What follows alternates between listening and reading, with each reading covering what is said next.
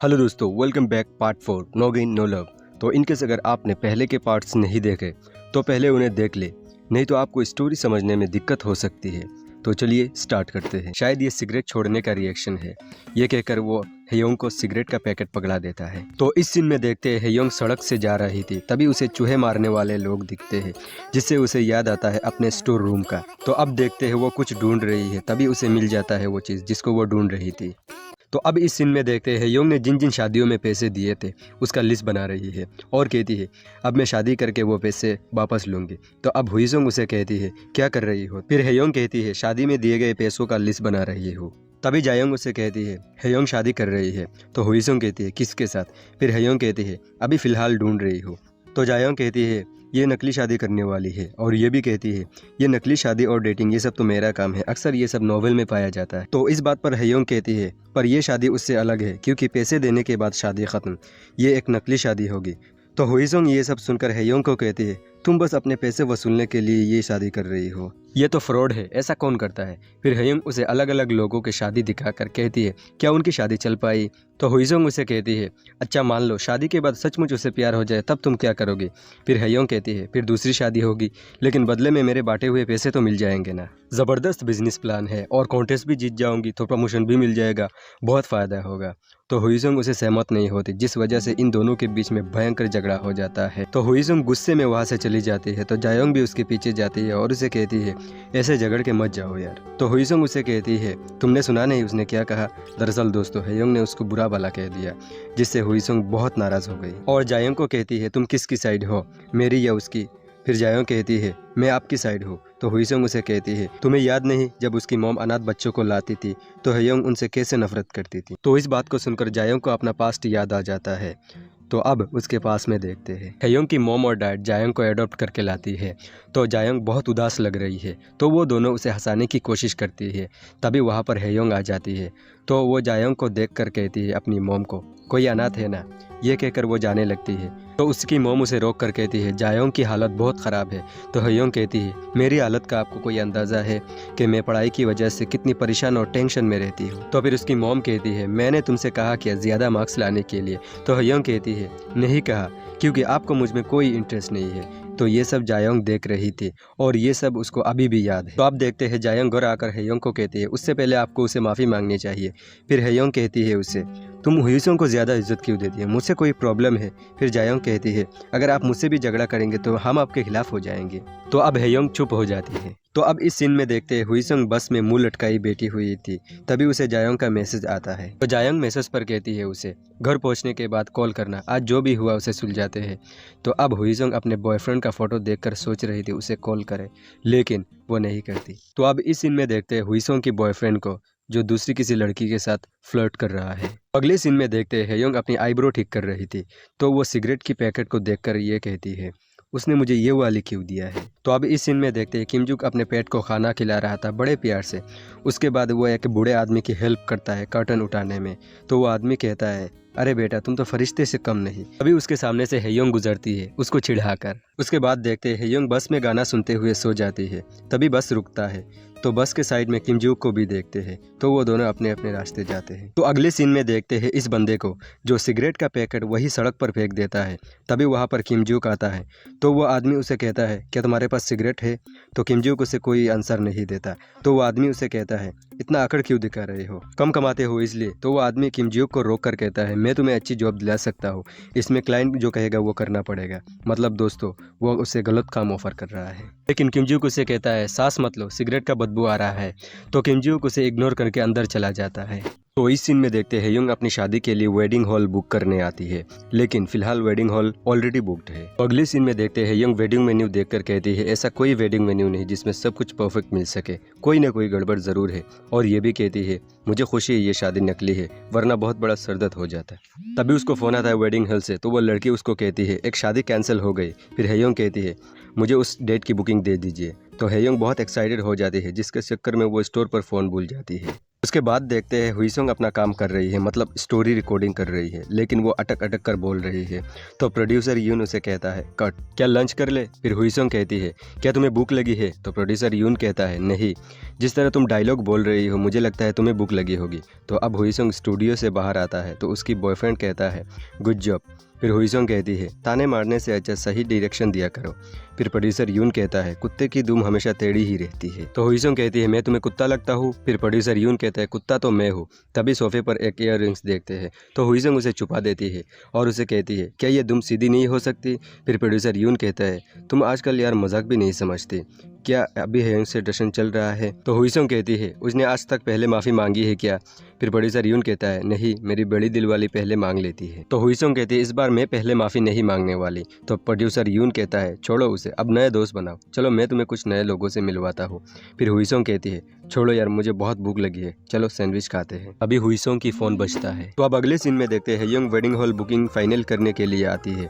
तो वो लड़की पेन देते हुए इसे कहती है आपने इसके बारे में अपने हस्बैंड से बात कर ली है ना, सिर्फ 3 हफ्ते ही बाकी रह गए। अरे मैं जो भी कहती हूँ मेरे हस्बैंड चुपचाप मान लेते हैं, दरअसल हमारे ख्यालात बहुत मिलते जुलते हैं। तो वो फॉर्म पर साइन करके उसे कहती है क्या अभी मुझे एडवांस देना होगा। तो वो लड़की कहती है हाँ। फिर हेयंग पैसे देने के लिए अपना फ़ोन ढूंढती है लेकिन उसे फ़ोन नहीं मिलता। जिस रेस्टोरेंट में वो अपना फ़ोन छोड़कर चली गई उसी रेस्टोरेंट में आकर वो अपना फ़ोन वापस लेती है और फ़ोन हाथ में आते ही वो पहले वेडिंग के लिए एडवांस भेजने लगती है। तभी हेयंग फ़ोन पर कुछ ऐसा देखती है जिस वजह से पहले वो दौड़कर टैक्सी पकड़ती है। तो अब हमें पता चलता है हेयंग अपनी मॉम के पास जा रही है क्योंकि उनकी हालत बहुत ख़राब है। उसके बाद हम देखते हैं उसकी मॉम को, तो वो नर्स को चिल्ला चिल्ला कर गाली दे रही है। तभी हम वहाँ पर हुईसोंग को भी देखते हैं तो वो दोनों अपने मॉम को कस के पकड़ के रखते हैं। तो अब अगले सीन में देखते हैं उसकी मॉम शांत हो जाती है। तो अब हेयंग हुईसोंग से पूछती है तुम्हें कैसे पता चला। फिर हुईसोंग कहती है मुझे फ़ोन आया था, उन्होंने कहा तुमसे बात नहीं हो पा रही, इसलिए मैं खुद यहाँ आ गई और मॉम को ऐसी हालत में देखा। तो हेयंग कहती है तुम डर गई होगी ना। फिर हुईसोंग कहती है डर गई मतलब क्या, तुमने मुझे बताया क्यों नहीं मॉम की ऐसी हालत है। तो इस बात पर हेयंग कहती है उससे मुझे भी कुछ नहीं पता था, मुझे लगा मॉम शहर से दूर घर में खुश होंगी। तभी एक दिन उनका फ़ोन आया था और कहा कि मुझे डिमेंशिया है, फिक्र मत करना, मैं नर्सिंग रूम में हूँ। पता नहीं मॉम और मैं ऐसे क्यों है, ये सच में इस दुनिया में बच्चों के लिए फरिश्ता थी, फिर उनकी अपनी बेटी के साथ क्यों नहीं बनती। जो भी हो उन्हें बताना तो चाहिए था कि वो बीमार है। फिर हुईसोंग कहती है मॉम ने तुम्हारी फिक्र में ऐसा किया होगा क्योंकि ऐसी बीमारी में उनका हालत रख पाना बहुत मुश्किल है और वो तुम्हें परेशान करना नहीं चाहती थी, शायद इसलिए तुम्हें कुछ नहीं बताया होगा। फिर हेयंग कहती है देखा, मैंने 1 साल में नहीं जाना कि वो क्या सोचती है और तुमने 1 दिन में वो जान लिया। उसके बाद वो दोनों कॉफ़ी पीते हुए बातें कर रहे हैं। तो हुईसोंग उसे कहती है लेकिन नर्सिंग होम को मेरा नंबर कैसे मिला। तो हेयंग कहती है मैंने दिया था क्योंकि अगर मुझे कुछ हो जाए या मुझसे बात ना हो पाए तो वो तुम्हें कॉल करे, तुम भी तो मेरी मोम की बेटी हो। तो अब वो दोनों उस नकली शादी की झगड़े के लिए एक दूसरे से माफ़ी मांग लेते हैं। तो हुईसोंग उसे कहती है लेकिन मैं अब भी उस नकली शादी के ख़िलाफ़ हूँ, मत करना, मैंने वेडिंग हॉल बुक कर लिया 3 हफ्ते के बाद सैटरडे को। तो इसे सुनकर हुईसोंग कहती है भले ही शादियाँ पैसा इकट्ठा करने का मौका हो सकती है लेकिन जो लोग सच में बधाई देना चाहते हैं उनको धोखा देना ठीक नहीं होगा। और ये भी कहती है और अगर बाद में तुम्हें किसी से प्यार हो जाए और तुम उससे शादी करना चाहती हो तब तुम क्या करोगे। फिर हेयंग कहती है मुझे जिससे प्यार होगा उससे शादी करना अच्छा होगा लेकिन शादी के बाद भी उससे प्यार करना होगा। तो हुईसोंग कहती है करती रहना। तो इस बात पर हेयंग कहती है क्या मैं प्यार के लायक हूँ, मैं हमेशा अपने रिलेशनशिप में हिसाब किताब लगाती रहती हूँ, मैं अपना नुकसान नहीं चाहती। फिर हुईसोंग कहती है तुम्हें बस ऐसा इंसान चाहिए जिससे तुम्हारी ये बात भी अच्छी लगे। तो हेयंग कहती है ठीक है, मैं उसके मिलने का इंतज़ार कर सकती हूँ, पर क्या मॉम तब तक इंतज़ार कर पाएंगी। अब अगले सीन में देखते हैं जायोंग हुईसोंग को कहती है आप और हेयंग का झगड़ा सुलझ गया। फिर हुईसोंग गुस्से में कहती है उसे अब मैं तुमसे नाराज़ हूँ, तुम्हें पता था मॉम नर्सिंग रूम में थी, तुमसे हेयंग की शादी के बाद निपटूंगी, तुम्हें मेरा गुस्सा नहीं देखा। फिर जायन उसे गले लगा लेती है और कहती है मैं आपको बढ़िया सी एक रेस्टोरेंट में खाना खिलाऊंगी, अब आप बिल्कुल भी शादी के खिलाफ नहीं है। फिर हुईसोंग कहती है उसने कहा मोम के जीते जी वो शादी करना चाहती है तो मैं मना कैसे करती, ऊपर से उसने हॉल भी बुक कर लिया। तो जायंग उसे कहती है फिर तो हमें जल्दी से शादी की तैयारी शुरू कर देनी चाहिए। तो ये सब किमजूक भी सुन रहा था क्योंकि वो दोनों स्टोर के सामने से गुजर रहे थे। तो अब देखते हैं वो ब्लैक सूट वाला बंदा स्टोर में आता है और अपना फ़ोन देख कर कहता है कैसी पागल लड़की है जो मार्केट प्लेस ऐप पर दूल्हा ढूंढ रही है। खैर पहले लड़की से मिलते हैं, देखते हैं क्या होता है। तो ये आदमी किमजूक को कहता है क्यों सेल्स बॉय वेलकम नहीं कहोगे। फिर किमजूक वेलकम कहता है तो वो आदमी कहता है मुझे सिगरेट चाहिए और ये भी कहता है चूतिया सिगरेट से नफरत करता है, फिर वही बेचता भी है। तो किमजूक कहता है फूको सिगरेट से मेरा क्या जाता है, बताओ किस ब्रांड से मारना चाहते हो। तो किमजूक इसे सिगरेट देकर कहता है पेमेंट 4801। तो वो आदमी अपना फ़ोन देता है पेमेंट करने के लिए। तभी किमजूक देखता है उसके फ़ोन पर हेयोंग का मैसेज। तो किमजूक उसका फ़ोन जानबूझकर नीचे गिरा देता है, फिर उठाता है फिर गिराता है, ऐसा करके वो उसका फ़ोन तोड़ देता है। तो अब अगली सीन में देखते हैं हेयोंग अपना फ़ोन का मैसेज देखकर कहती है आईडी है नेवर स्टॉप, पर कभी रिप्लाई नहीं करता। तो अब वो अपना छतरी निकाल कर बाहर चली जाती है। उसके बाद देखते हैं किमजूक बैठा हुआ है, ऐसा लग रहा है वो किसी का वेट कर रहा है। तभी वहाँ से हेयोंग गुजर रही है। तो किमजूक बाहर आकर उसे कहता है मैडम क्या वो नकली शादी करने वाली हो। तो हेयोंग कहती है हाँ। फिर किमजूक कहता है क्या तुम सच कह रहे हो। फिर हेयोंग कहती है कितनी बार बताना पड़ेगा। तो ये सुनकर किमजूक उसके एकदम पास आ जाता है और हेयोंग को सीने से लगा लेता है। फिर हेयोंग कहती है क्या कर रही हो। फिर किमजूक कहता है तुम ठीक हो, तुम्हारी धड़कन तेज़ हुई या तुम्हारी सांस तेज़ हुई। तो हेयोंग कहती है ऐसा कुछ नहीं। तो किमजूक कहता है तो फिर मैं तैयार हूँ शादी करने के लिए। तो इसे सुनकर हेयोंग खुश हो जाती है। तो किमजूक कहता है लेकिन मेरा एक शर्त है, बस तुम्हें किसी का ख्याल रखना होगा। तो हेयोंग समझती है वो खुद की बात कर रहा है। तो इस सीन में देखते हैं किमजूक अपने पेट को खाना खिलाते हुए हेयोंग को कहती है ये मेरी बेबी है। फिर हेयोंग कहती है ये अगर बेबी है तो ये बड़ी कब होगी, तुम्हारी बेबी कुछ ज़्यादा ही बड़ी नहीं। तो किमजूक कहता है इसका नाम बेबी है, मैं इसका स्प्रे कराना चाहता हूँ लेकिन ये फीमेल है, इसलिए सर्जरी होने के बाद इसका 1 हफ्ते के लिए ख्याल रखना होगा, लेकिन मैं तो एक छोटे से कमरे में रहता हूँ। फिर हेयोंग कहती है तुम इसे अपने शॉप पर भी तो रख सकते हो ना। फिर किमजूक कहता है मेरा जो मैनेजर है उसे बिल्लियाँ पसंद नहीं, अगर तुम 1 हफ्ता इसका ख्याल रखोगी तो मैं तुम्हारा काम करूँगा, मैं इसके कैट फूड और पोटी का इंतजाम कर दूंगा, बस तुम्हें इसे अपने घर में रखना होगा। फिर हेयोंग बहाना मार के ना कहती है। तो किमजूक कहता है फिर मैं तुम्हारा काम नहीं कर सकता। फिर हेयोंग कहती है अरे नहीं मुझे बिल्लियाँ बहुत पसंद है, मैं रखूंगी ना अपने घर में। तो अभी इस सीन में देखते हैं उस ब्लैक सूट वाले बंदे को। तो वो अपना फ़ोन देखकर कहता है वो पागल लड़की जो मार्केट प्लेस पर दूल्हा ढूंढ रही वो कहाँ गई, उसे कोई मिल गया क्या, कौन पागल उसका नकली दूल्हा बनने के लिए तैयार होगा। फिर किमजूक काम से अपने घर आता है तो वह ब्लैक सूट वाला बंदा उसे कहता है सेल्स बॉय क्या तेरे जैसा गरीब इतना खर्चा उठा पाएगा। तो किमजूक कहता है सांस मत लो बदबू आ रही है।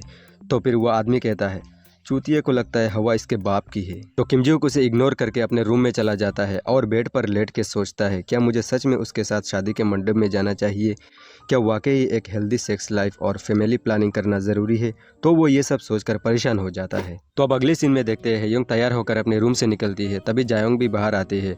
फिर हेयोंग उसे कहती है आज इतनी जल्दी उठ गई। तो जायोंग कहती है आज मेरा ऑडियो ड्रामा के लिए एक मीटिंग है, लेकिन आप कहाँ जा रही है। फिर हेयोंग कहती है शादी की ड्रेस देखने के लिए ब्राइडल शॉप जा रही हो। तो जायोंग कहती है आप अकेली जा रही हो, रुको मैं भी आपके साथ चलती हूँ मीटिंग कैंसिल करके। लेकिन हेयोंग कहती है तुम मीटिंग कैंसिल मत करो, ये मेरी असली शादी थोड़ी ना है, मैं चली जाऊंगी, तुम अपने मीटिंग पर जाओ और बढ़िया इन्वेस्टमेंट लाना। तो वो ये कहकर निकल जाती है। उसके बाद देखते हैं किमजूक स्टोर का सामान सेट कर रहा है। तो उसका मैनेजर उसका तारीफ करते हैं सामान सही जगह पर रखने के लिए, क्योंकि सेल जो बढ़ गई।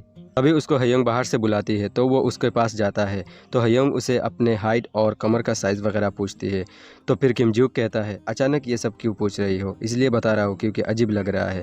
फिर हेयोंग कहती है दरअसल मैं ब्राइडल शॉप जा रही हूँ ड्रेस देखने के लिए, तो सोचा तुम्हारे लिए भी ये सूट देख लूँ। फिर किमजूक कहता है तुम खुद लोगी। तो हेयोंग कहती है हाँ। उसके बाद देखते हैं हेयोंग उसे पूछती है फिर तुमने उस दिन ऐसा क्यों किया, बारिश वाले दिन मुझे सीने से लगा लिया। फिर किमजूक कहता है मैं तुम्हें सीने से नहीं लगा रहा था, बस तुम्हें टेस्ट कर रहा था, कहीं तुम्हें बिल्ली के बालों से एलर्जी तो नहीं है, क्योंकि मेरे पूरे कपड़े पर बिल्ली के बाल चिपके हुए थे। तो हेयोंग कहती है मुझे लगा वो किसी और तरह का टेस्ट था। फिर किमजूक कहता है किस तरह का टेस्ट। तो हेयोंग कहती है पसंद करने वाला, मान लो कल को अगर हमारे बीच फीलिंग्स डेवलप हो जाए। फिर किमजूक कहता है अगर हमारे बीच फीलिंग्स डेवलप होगी तो वो सिर्फ नापसंदगी या तो नफरत की होगी। तो हेयोंग कहती है इस उम्र में इतना नेगेटिव नहीं होना चाहिए। फिर किमजूक कहता है मैं तुम्हें अच्छी तरह जानता हूँ, इसलिए हमारे बीच रोमांस का सवाल ही नहीं उठता। तो हेयोंग कहती है जानकारी सिर्फ दिमाग में होता है और प्यार दिल में दबा होता है, खुद पर इतना यकीन मत करो। तो इसे सुनकर किमजूक मुस्कुराता है। अब अगले सीन में देखते हैं हेयोंग ड्रेस पहनकर आके कहती है कैसी लग रही हो। तो किमजूक कहता है वाओ मुझे शर्म आ रही है, और उस लड़की से कहता है क्या यह ड्रेस इससे पहले किसी ने ट्राई किया। तो वह लड़की बोलती है नहीं। तो अब किमजूक हेयोंग को कहता है इस ड्रेस के लिए तुम्हें मुझे ज़्यादा पैसे देने पड़ेंगे, यह ड्रेस पहनकर सबके सामने जोकर बनना चाहती हो क्या। फिर हेयोंग कहती है इतनी बुरी है क्या ये ड्रेस, मैं बस चाहती हूँ जो भी शादी में आए वह दुल्हन को याद रखे। फिर किमजूक कहता है ताकि दुल्हन से अच्छा कोई दिखे ही ना। तो हेयोंग कहती है ताकि कोई दूल्हे को याद ना रखे, देखो अभी तुम यंग हो और तुम्हारा फ्यूचर ब्राइट है, मैं नहीं चाहती तुम्हें कोई दूल्हे के रूप में याद रखे। फिर किमजूक उसे कहता है तुम्हें मेरी फिक्र हो रही है। तो हेयोंग कहती है हाँ मैं नहीं चाहती मेरा नुकसान हो, लेकिन मैं दूसरे का भी नुकसान नहीं चाहती। तो अभी सीन में देखते हैं एडिटर जायोंग को जोंगे से इंट्रोड्यूस कराती है। तो जोंगे उसे बोलती है मैं आपकी बहुत बड़ी फैन हूँ। फिर जायोंग कहती है अच्छा तो आप है हाजुन लव, आपको मैं जानती हूँ। और ये भी कहती है आपकी कमेंट्स की वजह से मैं नेगेटिव कमेंट्स को इग्नोर कर पाती हूँ, आपकी कमेंट्स से हिम्मत मिलती है मुझे। तो फिर जोंगा कहती है मैं दरअसल तुम्हारी नॉवेल का हर चैप्टर पढ़ती हूँ और जितनी बार पढ़ती हूँ ये मुझे नए लगते हैं और हमेशा पढ़ने में मज़ा आता है। और सच कहूँ तो तुम्हारी नॉवेल में जान होती है, स्टोरीज बहुत इंटरेस्टिंग होती है। और ये भी कहती है ख़ास तौर पर द बॉस टेबल का वो जो वर्क एंड फ्रीज वाला सीन था, तुमने जिस अंदाज में वो लिखा है ना, इसे पढ़कर मज़ा आ गया। तो वो बातें कर ही रहे थे तभी वहाँ से ग्योह्यून और सेक्रेटरी यू गुजरते हैं। तो इन्हें देखकर वो दोनों नीचे झुक जाते हैं। तो अब देखते हैं हाजुन प्रेसिडेंट को कहता है आपको पर्सनल ट्रेनिंग सेशन में सेक्रेटरी क्यों चाहिए। फिर प्रेसिडेंट कहता है पिछले हफ्ते स्किप किया था इसलिए मुझे अब वो एक्स्ट्रा सेशन करवाएगा, अगर मैं थकान की वजह से मर गया तो। फिर हाजुन कहता है मुझे छुट्टी मिल जाएगी। प्रेसिडेंट उसे कहता है आंखें खुली रखना और मेरा इशारा मिलते ही भाग के आना, जैसे कंपनी में इमरजेंसी हो गई। तो फिर हाजुन कहता है ठीक है। उसके बाद देखते हैं एडिटर उन दोनों से कहती है आप दोनों को यहाँ कोई पहचान वाला दिख गया क्या।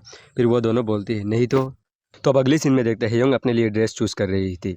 तो किमजूक उसे कहता है मैं क्या पहनूं। फिर हेयोंग कहती है तुम भी अपने लिए सूट ढूंढ लो। तो वो सूट लेकर चेंज करने चला जाता है। तभी वहाँ पर आन्यूजी और उसकी वाइफ आ जाते हैं। तो आयरन आकर हेयोंग को कहती है मेरे पास एक्स्ट्रा टाइम है, क्यों ना मैं आपकी ड्रेस चूज़ करने में मदद करूँ। लेकिन हेयोंग कहती है मैंने ऑलरेडी ड्रेस चूज़ कर लिया। फिर आयरन उसे कहती है आप दूल्हे का सूट कहाँ से ले रही है, मैं एक अच्छी शॉप जानती हूँ। तो किमजूक अंदर से कहता है मैं बाहर आ रहा हूँ। तो आयरन कहती है दूल्हा भी साथ आया है। फिर देखते हैं किमजूक बाहर आ जाता है। तो वो दोनों उसे देखकर चौंक जाते हैं। फिर हेयोंग किमजूक को बिना देखे ही उनसे कहती है वो सीधा काम से इधर आया है ना, आमतौर पे इससे बेहतर लगता है। तभी हेयोंग भी पीछे पलट जाती है तो वो भी चौंक जाती है क्योंकि किमजूक पहले के मुकाबले और ज़्यादा खूबसूरत लग रहा था। तो किमजूक उसे कहता है स्टाइल मार के कैसा लग रहा हूँ मेरी ब्राइड। तो दोस्तों यही तक थी episode number 2। I hope video तुम्हें अच्छा लगा होगा। तो वीडियो को एक लाइक करके चैनल को सब्सक्राइब कर लेना ताकि फ्यूचर में भी ऐसे ही वीडियो देखने को मिले। बाय दोस्तों, थैंक यू फॉर वॉचिंग।